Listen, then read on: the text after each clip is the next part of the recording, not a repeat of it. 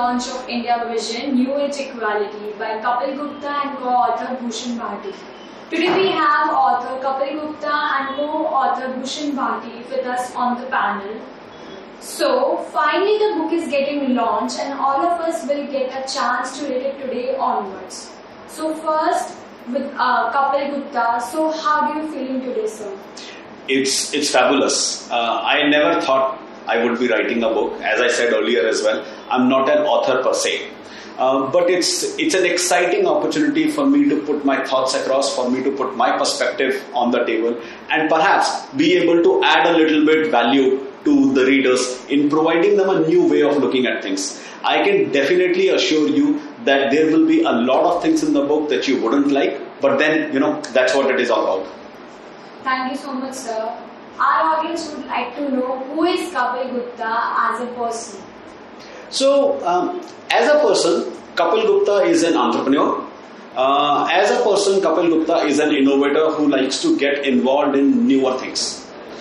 One of the core traits that I have believed and very sincerely followed in my life is being yes to anything new, any opportunity that comes around, that presents itself. And I have always tried to make use of it. And this book perhaps is once again an opportunity that presented itself. It came in a very different form, but it presented itself, and from starting off where it was supposed to be a telltale of my experiences running political election campaigns to becoming something which is an India vision. I think this is really exciting.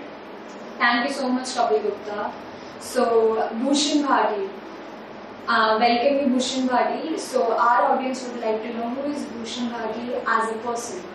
First of all, I would like to thank you for having me here. I'm very excited about the book launch. As a person, I would say I'm somebody who believes himself to be an innovator. Just like Kapil, I am also not a writer per se, but I always knew that, at some point of time in my life, I would write a book. Thank you so much. We are so honored to have you on board today, both of you. So my first question to Kapil sir. So India Vision, your book, how this thought came to your mind?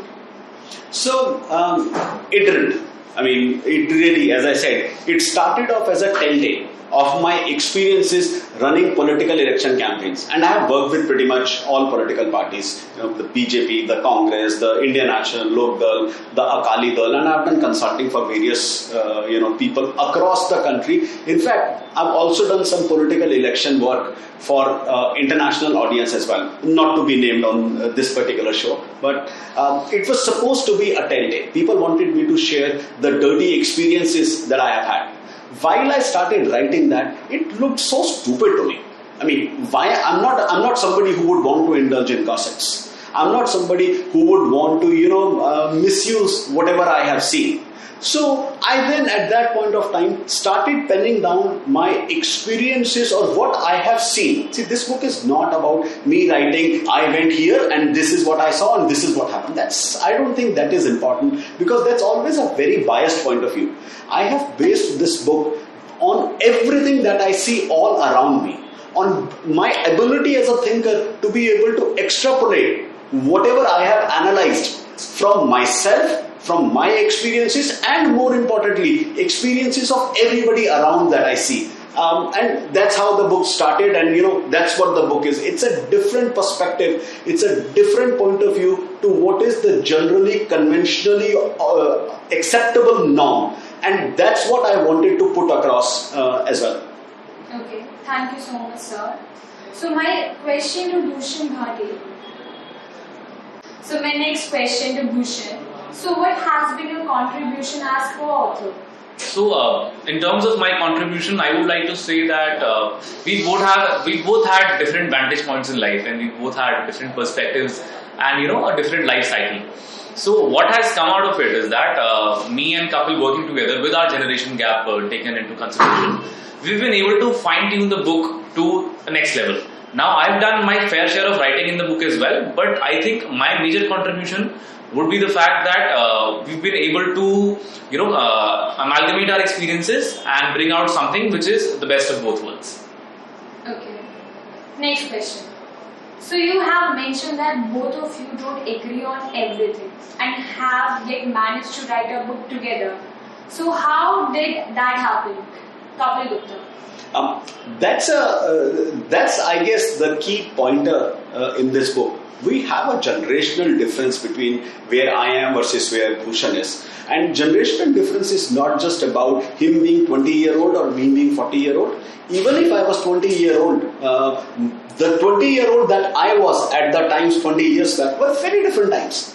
And I think as things evolve, as things move, there are a variety of different perspectives which become important. And that I think has provided a lot of value add to the book. Bhushan Bhati. Yes. I think that is, as Kapil said, and as I have said before also, that is the key pointer, that is the key thought behind the book. That both of us, we come from, a different life, we come from a different background, and that is what has helped us, create the book into what it is today.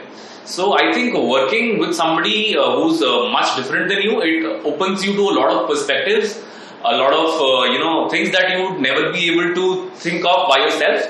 So I think that's a virtue in itself. Okay. So my next question to Kapil Gupta. So do you see this ever turning into a Netflix documentary, your book? I'm not sure. Truly, I'm not sure. I never planned to write a book. I certainly can't plan to have a Netflix documentary. But I think there are some crucial points that have been discussed in the book which needs further exploration. If they are ever put together in the form of a series, in the form of a Netflix documentary or something, there will be something that the audience would learn beyond the intellectual audience that would read. The audience that perhaps is more keen and is more able to view documentaries. So, is there a value add in this being converted into a Netflix documentary? Absolutely yes. Will somebody be willing to put their money behind it? I certainly don't have the money to do that. We'll see. Okay. So my next question to Kapil Gupta. If you could have one chapter come true out of all the 21, what would be your top pick? See, this book is not based on chapters that would come true or that would not be true. This book is more about how things are and how things can evolve. If the question is the chapters that I like the most, then it will be the preface and the conclusion. And what really boggles me is the conclusion of this book. Most of the conclusion of this book was written way back in 2018 when there was no corona, when the world hadn't changed. And if I look at what was discussed as conclusion at that point of time, in fact, has come true in a lot of ways with corona. I expected some of this to change in a decade, but it has happened in 3 to 4 years because corona came and lives got altered in a huge way. Let me give you an example. My sincere belief for the last many years has been that international travel is going to go down.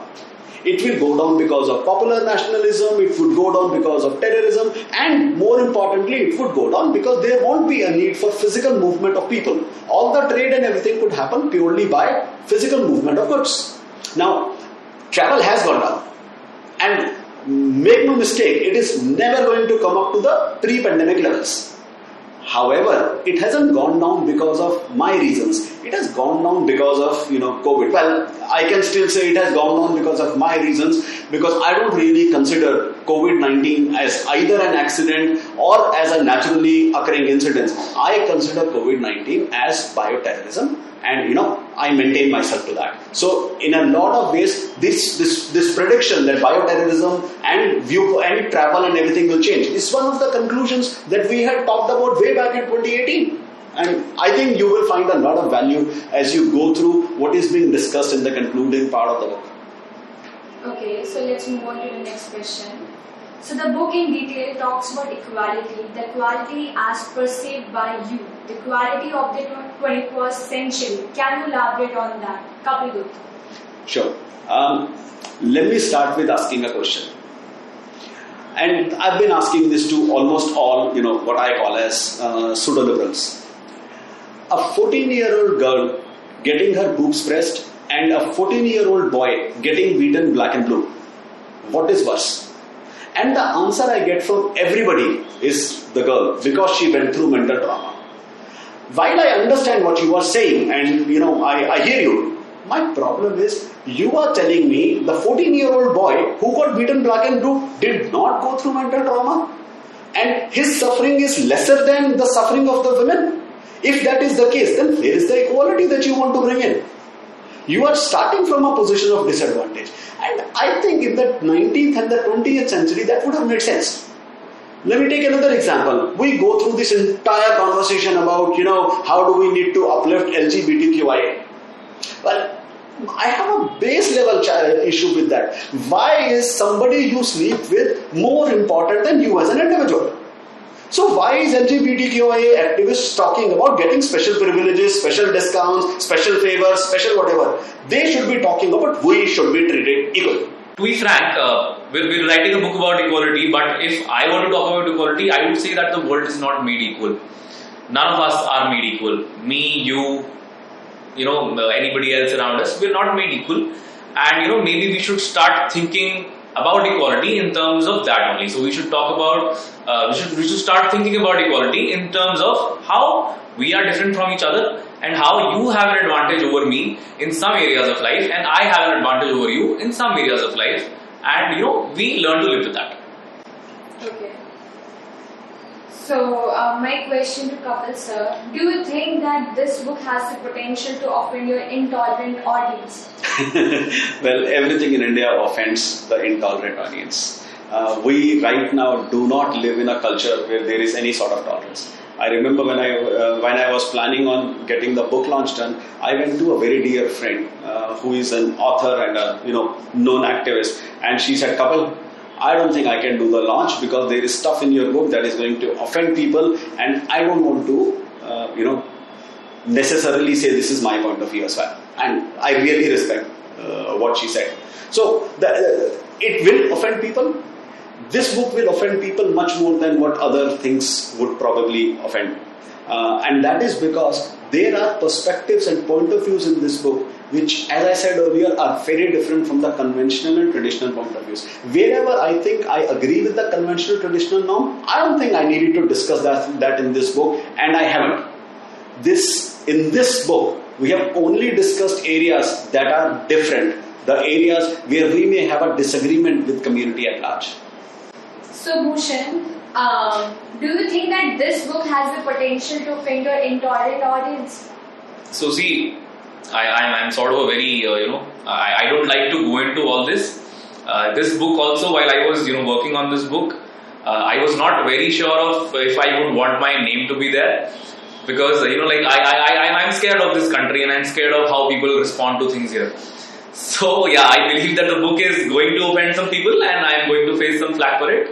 But, I've made up my mind that, no matter what happens, we'll sail through it. Okay. So, my next question to Kapil sir and Bhushan.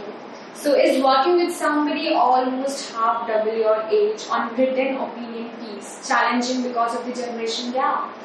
It definitely is challenging. It definitely is, different.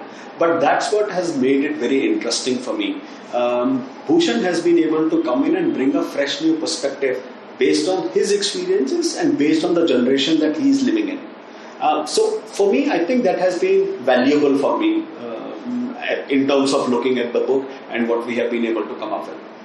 So I would ask to Bhushan, so what was your experience with Kapil, like writing a book or the journey of?